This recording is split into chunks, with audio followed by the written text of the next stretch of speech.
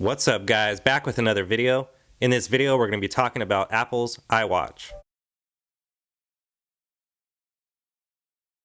Now, Apple has said they've been working on their Apple iWatch smartwatch for some time now, but the company is said to be accelerating their work in this particular department to ensure that their wearables do become available in 2014. Now, Apple has patented the word iWatch in several different countries, so we can pretty much guarantee that the name of Apple's smartwatch is going to be indeed the iWatch. So the Apple iWatch will be an accessory for iOS devices. That's going to be including the iPod Touch, the iPhone, the iPad, and the iPad mini. And the iWatch is going to give users the ability to check out their notifications at a quick glance to the wrist rather than having to pull out your device from your pocket or from your waistband. It should also incorporate its own sensors and features as well as its own firmware.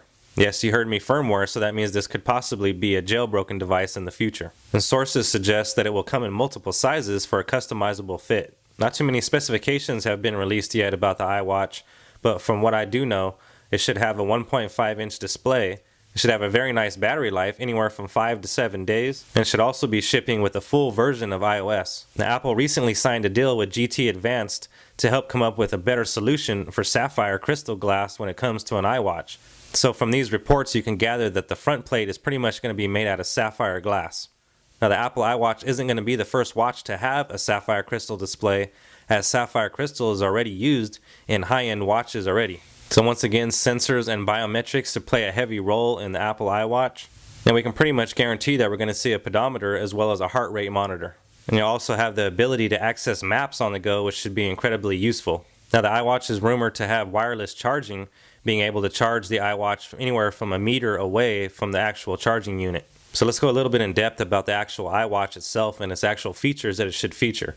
Now it should feature an Intel processor with a 1.5-inch display with a 100 milliamp battery. It's also going to be running a full version of iOS with biometrics, a gyroscope, accelerometer, as well as other functionalities yet to be announced. And it's said to have anywhere from a 4 to 7 day battery life. Now this is going to be a Bluetooth enabled watch, so once again it's going to be a companion device to your iOS device. Now it was said in the New York Times that Apple actually hired 100 new employees and have 100 people dedicated to working on the Apple iWatch itself.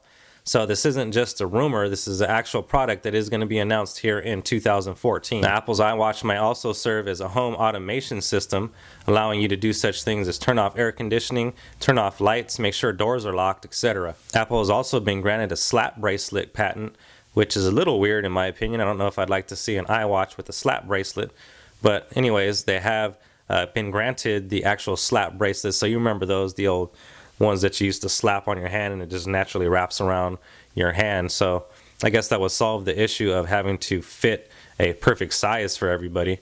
Now Apple is said to be running a full version of iOS on the iWatch, and if that's the case, then they're really going to have to pay attention to the battery life, in my opinion, as it will be sucked up very fast using a full version of iOS on such a small device, with the actual battery having to be so small due to the fact of the actual size of the device itself. Now it's said that the iWatch is going to have a 1.5-inch Super AMOLED display, which is going to be perfect for outside viewing. Now reports have also said that Apple is working on two different size iWatches, with one being a 1.3-inch and the other being a 1.63-inch, with a screen resolution of 320 by 320, which is extremely similar to the Galaxy Gear smartwatch.